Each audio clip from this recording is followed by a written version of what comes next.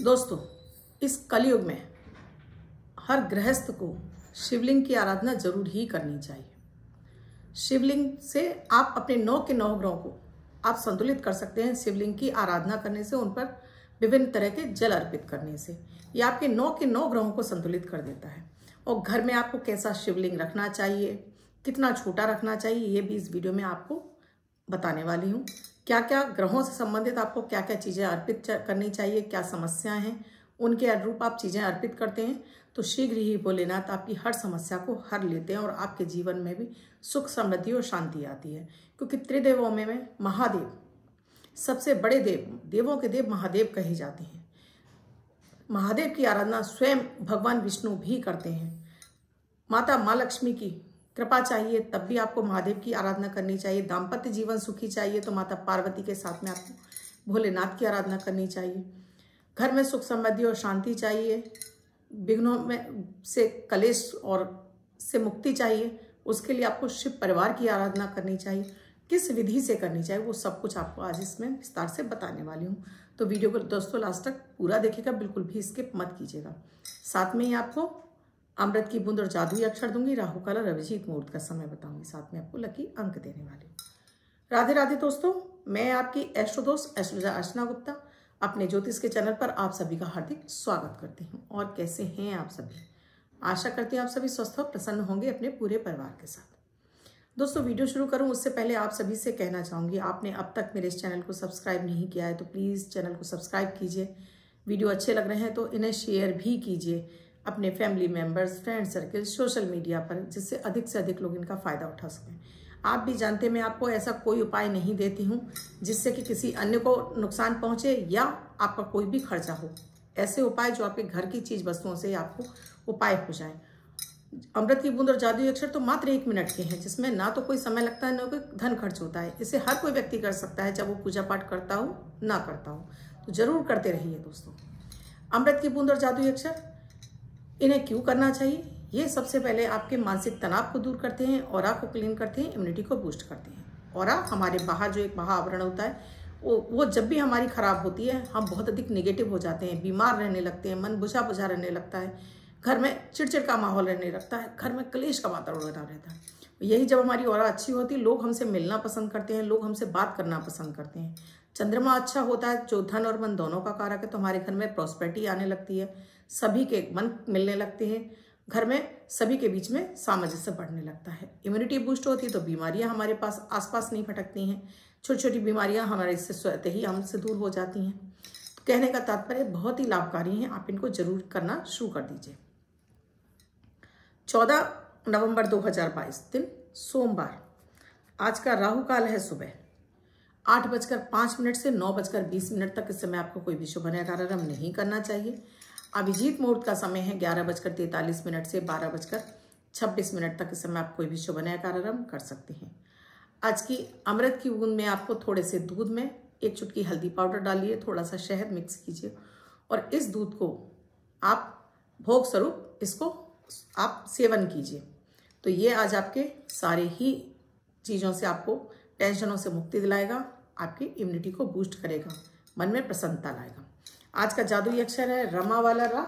इस रा शब्द को रेड कलर के पेन से लेफ्ट हैंड पर कहीं भी लिखकर छोड़ दीजिए, 24 घंटे तक लिखा रहने दीजिए। दूसरे दिन आप नहाएंगे धुल जाएगा। मैं आपको नया शब्द देती हूँ, आप इसको फिर से लिख सकते हैं। आप इसको अपने हाथ पर नहीं लिखना चाहते हैं, छोटी सफ़ेद कागज़ की शीट लीजिए, रेड कलर के पेन से लिखिए, फोल्ड करके पर्स के पॉकेट में रखिए, 24 घंटे तक साथ रखिए। दूसरे दिन फाड़कर किसी पेड़ की जड़ में छोड़ दीजिए, आप इसे नाली में ना बहाएं।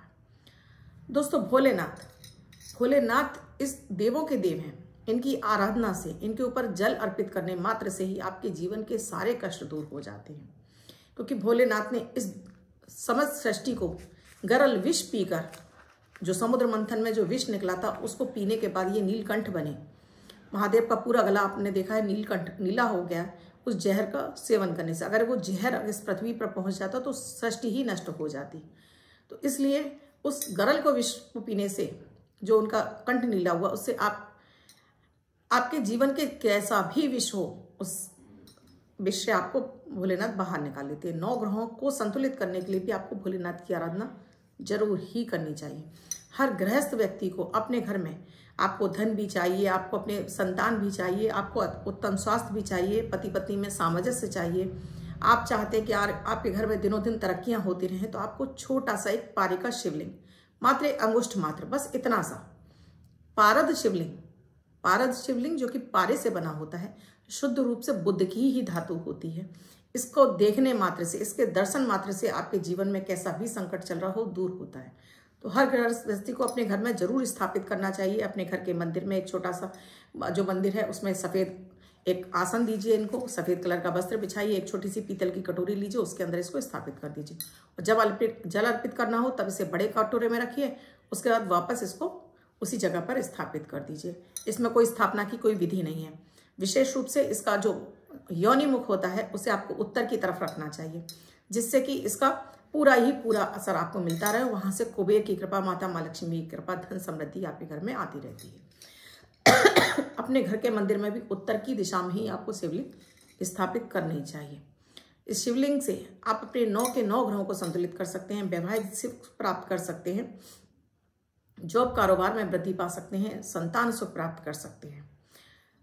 देखिए दोस्तों, हम 9 के 9 ग्रहों को संतुलित करने के लिए हमें भोलेनाथ की आराधना के लिए आपको, अगर आपको सूर्य से पीड़ा मिल रही है, यानी सूर्य पीड़ित हैं आपके, जैसे आपको मान सम्मान की प्राप्ति नहीं हो रही है, या आपको आंखों में किसी भी तरह की आपको कोई दिक्कत है, या आपको आंखों की रोशनी आपकी कमजोर है, हड्डियों में दर्द रहता है, तो आपको शिवलिंग पर दूध और जल अर्पित करना चाहिए। शहद अर्पित कीजिए, लाल रंग के फूल अर्पित कीजिए जिसमें गुड़हल के फूल हैं, गुलाब के फूल हैं, और साथ में आपको बेलपत्र, 3 पत्तियों वाला जो बेलपत्र होता है, तीनों पर चंदन से एक बिंदी लगाइए, जो गोपी चंदन आता है मार्केट में, उसकी बिंदियां लगाइए, और कम से कम 1 बेलपत्र या फिर 11 बेलपत्र की संख्या में आपको जरूर अर्पित करना चाहिए।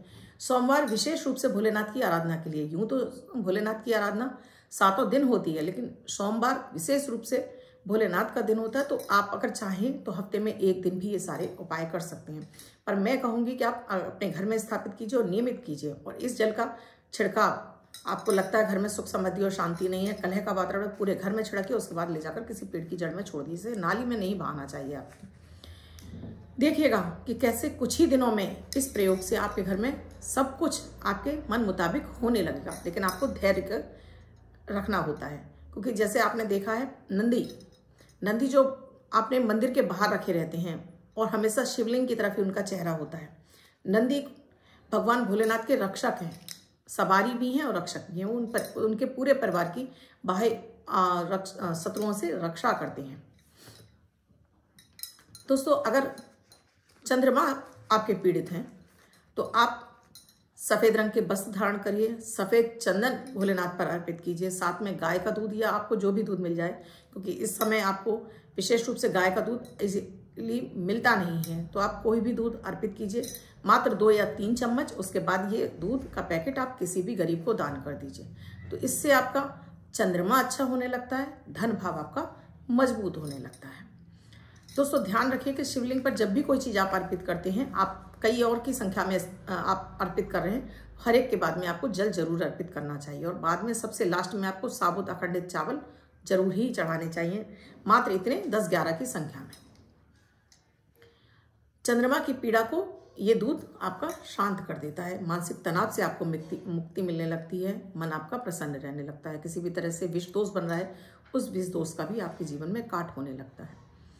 मंगल पीड़ा देता है तो आपको बार बार ब्लड इन्फेक्शन होने लगता है, बार बार आपके ब्लड में इन्फेक्शन होता है, आप छोटी छोटी बीमारियों में आपको तेज बुखार आना, सिर में दर्द होना, घबराहट होना, ये सारे सिम्टम आपको बनने लगते हैं। तब आपको गिलोय की जड़ पीसकर उसका रस निकालकर पानी में मिलाइए, सादा जल, उसके बाद ये गिलोय वाले जड़ का जल आप शिवलिंग पे अर्पित कीजिए।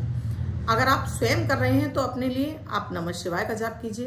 अन्य कोई व्यक्ति आपके बिहाफ पर कर रहा है, जैसे माता पिता कर रहे हैं अपनी संतान के लिए, तो वो ओम नमः शिवाय का जाप करके ही जल अर्पित करेंगे। स्वयं नमः शिवाय, अदर किसी के लिए करना है तो ओम नमः शिवाय का जाप करते हुए आपको जल को अर्पित करना चाहिए। अब दोस्तों बात करूं बुध ग्रह जब आपको पीड़ा देता है तो आपको बोलने में वाणी से संबंधित समस्या होने लगती हैं, आपको नाक कान गले की समस्याएं बार बार हो रही होती हैं, या आपको बार बार स्किन एलर्जी हो रही होती है। तो इसको दूर करने के लिए बिधारा की जड़, इसका रस पानी में मिक्स कीजिए और इसको पहले सादा जल शिवलिंग पे अर्पित कीजिए, उसके बाद विधारा का जड़ का रस अर्पित कीजिए और उसके बाद सादा जल और फिर आपको 7 बूंद अखंडित चावल चढ़ा देनी चाहिए, जिससे कि आपके बुध ग्रह की पीड़ाएं शांत होने लगती हैं, स्किन एलर्जी सभी समस्या से आपको मुक्ति मिलना शुरू हो जाती है। अगर आपका बृहस्पति कमजोर होता है तो आपको सांस से संबंधित, आपको नजला जुकाम होने लगता है, आपको लिवर से संबंधित समस्याएं होने लगती हैं, आपको मानसिक तनाव होने लगता है और बार बार आपको धन हानि हो रही होती है। इसके लिए आपको जल में या दूध में आपको केसर मिलानी है और चुटकी भर हल्दी मिलानी है। इससे आपको दूध शिवलिंग पर अभिषेक करना है। पहले सादा जल, फिर इस दूध वाले जल से, उसके बाद सादा जल और साथ में अखंडित चावल। इससे आपका गुरु ग्रह आपको शुभ प्रभाव देने लगता है और गुरु से संबंधित आपकी जो भी समस्याएं हल होने लगती हैं, धन आपके घर में आता भी है और टिकना भी शुरू हो जाता है। शुक्र आपका जब भी पीड़ित होता है तो आपको गुप्तांगों से संबंधित आपको समस्या देने लगता है, वैवाहिक सुख आपका छीन लेता है, वैवाहिक संबंध में पति पत्नी में क्लेश बना रहता है, आपकी कई सारी समस्याएं ऐसी आपके जीवन में बनने लगती हैं जिनका कि आपको खुद से पता नहीं होता है। तो आपको शुक्र को बैलेंस करने के लिए पंचामृत, जिसमें दूध, दही, घी, शक्कर, शहद, ये सारी चीजें मिश्रित होती हैं, इसका अभिषेक करना चाहिए। या फिर आप घी से भी अभिषेक कर सकते हैं और साथ में आप मीठे दूध से भी, चीनी मिश्रित दूध से भी आप अभिषेक कर सकते हैं।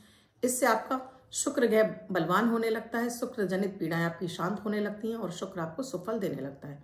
शुक्र जो कि माता माँ लक्ष्मी को प्रसन्न करने के लिए भी बेहद आवश्यक होता है और आपको लग्जरी लाइफ देने के लिए भी बेहद आवश्यक होता है।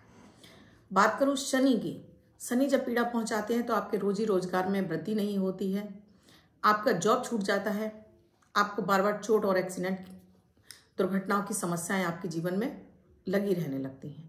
तो शनि पीड़ा को शांत करने के लिए थोड़ा सा काला तिल जल में मिश्रित कर आप इस जल को आप शिवलिंग पर अर्पित करते हैं तो इससे शनि जन्य पीड़ाओं से आपको मुक्ति मिलती है और आप भी शीघ्र ही आपके जॉब, व्यवसाय सभी में तरक्कियां होने लगती हैं। बात करूं राहु केतु की, अगर राहु केतु जन्य पीड़ाएं आपको हो रही हैं तब आपको राहु के लिए आपको दूर्वा घास को आपको उसका रस निकालिए, जल में मिश्रित कीजिए और राहु शिवलिंग पर अर्पित कीजिए। राहु की महादशा या राहु किसी तरह से आपको पीड़ा पहुंचा रहा है या बार बार जेल जाने की नौबत आ रही है, हॉस्पिटलों के चक्कर लगा लगा के परेशान है, मानसिक तनाव आपका खत्म नहीं हो रहा है, बच्चों की शिक्षा अवरुद्ध हो रही है, तो इस जल से आपको शिवलिंग पर अभिषेक करते जाना है। अगर आपको केतु परेशान कर रहे हैं तो कुशा घास की जड़ को पानी में मिश्रित कीजिए, जल में, और इस जल से आप अभिषेक करते हैं तो आपका केतु ग्रह मजबूत होता है। इस तरह से आपके 9 के 9 ग्रह बैलेंस होने लगते हैं। आप चाहें तो 9 की 9 चीजें आप शिवलिंग पर अर्पित कर सकते हैं, कोई बंधन नहीं, कोई आपको सोच विचार करने की आवश्यकता नहीं। 9 की 9 चीजों को इसी तरह से आप अर्पित कीजिए, एक के बाद एक चढ़ाया, उसके बाद जल, फिर कुछ दूसरा चीज चढ़ाई, फिर जल।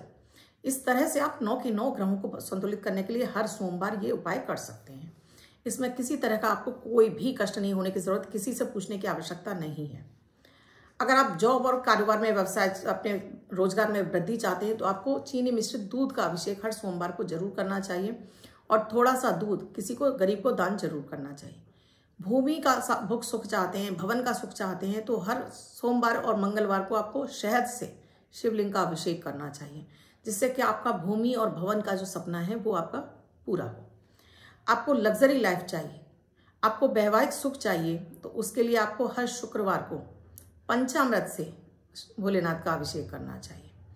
विवाह नहीं हो रहा है, विवाह योग्य हो गए हैं, तो उसके लिए आपको शिवलिंग पर केसर युक्त जल और दूध से आपको अभिषेक करना चाहिए, तो शीघ्र विवाह के योग भी खुल जाते हैं और भोलेनाथ आपकी वो मनोकामना जल्दी ही पूरी कर देते हैं। आप शिवलिंग पर जल अर्पित करते हैं, वहां पर शिव परिवार बैठा होता तो थोड़ा थोड़ा जल आपको सबसे पहले आपको गणेश जी को अर्पित करना हो, उसके बाद माता पार्वती को, कार्तिक को, उसके बाद शिवलिंग के जो जल रहरी बनी होती है उस पर, उसके बाद आपको शिवलिंग पर जल अर्पित करना चाहिए। शिव परिवार की पूजा करने के बाद आप भोग लगाइए। भोग कभी भी शिवलिंग पर अर्पित करके आपको नहीं खाना चाहिए, आप दूर से भोग लगाइए, उसको आपको सबको बांटिए। भोलेनाथ से आराधना पूरी होने के बाद अपनी मनोकामना जरूर बोलिए कि आप क्या चाहते हैं, किन कष्टों से मुक्ति चाहते हैं, वो जरूर बोलिए। संकल्प आप पूजा शुरू करने से पहले आपको लेना चाहिए। संकल्प की विधि है कि पहले आपको जल लेना है, अपने ऊपर छिड़कना है, अपने आसन पर छिड़कना है, 3 बार आचमन करना है, उसके बाद हाथ धो लेना है, उसके बाद फिर जल हाथ में लेना है, अपना नाम, अपने पिता का नाम, अपना गोत्र और निवास स्थान। महिलाएं करती हैं तो पति का नाम और पति का गोत्र और निवास स्थान। मनोकामना बोलकर इस जल को पृथ्वी पर छोड़कर अपनी आराधना पूरी करते हैं। पूरी पूजा होने के बाद, आरती करने के बाद भोलेनाथ से क्षमा प्रार्थना करते हैं कि किसी भी तरह का वो आपसे गलती हो गई इस पूजा में तो क्षमा करें। बाहर निकलते समय आपको नंदी की आराधना भी जरूर करनी है। नंदी के चरण स्पर्श कीजिए, थोड़ा जल अर्पित कीजिए, फूल चढ़ाइए और नंदी के कान में भी बोलिए कि वो भोलेनाथ तक आपकी आराधना जरूर पहुंचा दे, आपकी मनोकामना जरूर पहुंचा दे। इस विधि से अगर आप हर सोमवार अपनी आराधना करना शुरू करते हैं तो कुछ ही 2-3 हफ्तों के अंदर ही आपको फर्क महसूस होगा। अपनी समस्याओं से निकलने के लिए आपको दिखाई देगा कि बहुत अधिक आपको बेनिफिट मिल रहे हैं, रिजल्ट मिल रहे हैं। और पारद का शिवलिंग तो और भी जल्दी आपकी मनोकामना पूरी कर देता है। सो दोस्तों, अब जिनका बर्थडे या मैरिज एनिवर्सरी है उनका ये वर्ष शुभ हो, ऐसी मैं आप सभी के लिए मंगल कामना करती हूँ। वो बच्चे, महिला, पुरुष जिनका बर्थडे है, वो पति पत्नी जिनकी मैरिज एनिवर्सरी है, किसी भी वर्ष में आपकी बर्थडे या मैरिज एनिवर्सरी है, वो स्प्रे को करेंगे। व्हाइट कलर के पेपर पर ग्रीन कलर से 5 नंबर लिखेंगे, फोल्ड करके अपने पास रखेंगे तो ये अंक आपको वर्ष भर शुभता प्रदान करेगा। अन्य कोई व्यक्ति 24 घंटे तक लिखकर इसको अपने पास रख सकता है। दोस्तों, वीडियो अच्छा लगा हो तो लाइक, शेयर, सब्सक्राइब जरूर कीजिएगा। कमेंट में जय माता दी, राधे राधे अवश्य लिखिएगा। कुंडली का विश्लेषण कराना चाहते हैं तो स्क्रीन पे नंबर है 8077506510। जीवन रक्षा कवच चाहिए तो उसी नंबर पर आपको संपर्क करना होगा। वीडियो में क्या समझ में नहीं आया उसके लिए आप मुझे वीडियो के कमेंट सेक्शन में लिखिए, मैं वहाँ पर उसका आंसर जरूर करूँगी। इसके साथ ही किसी अन्य विषय पर चाहते हैं तो वो भी आप कमेंट सेक्शन में लिखते रहिए। बहुत सारे दर्शक मुझसे पूछ रहे थे कि जो आपने काले तिल का आपको उपाय बताया है वो बता दीजिए। दोस्तों, अगर वो वीडियो आप मेरे नाम से सर्च कर लीजिए, अर्चना गुप्ता काले तिल का उपाय, उसे 2 या 3-4 बार चलाकर सुनिए, क्योंकि आपको समस्या हो जाती है और आप बार बार पूछते रहते हैं। वीडियो को धीरे धीरे चलाकर सुनते हैं, चीज़ें समझ में आ जाती है, क्योंकि मैं पूरा ही विस्तार से सारी चीज़ें समझाती हूँ। इसके साथ ही दोस्तों, अन्य किसी विषय पे चाहे तो वो भी आप मुझे लिखते रहिए। मैं कल फिर मिलूंगी अपने किसी अन्य टॉपिक के साथ में, अमृत की बूंद और ज्यादा इच्छा के साथ। तब तक अपना ध्यान रखिए, अपने परिवार का ध्यान रखिए। धन्यवाद।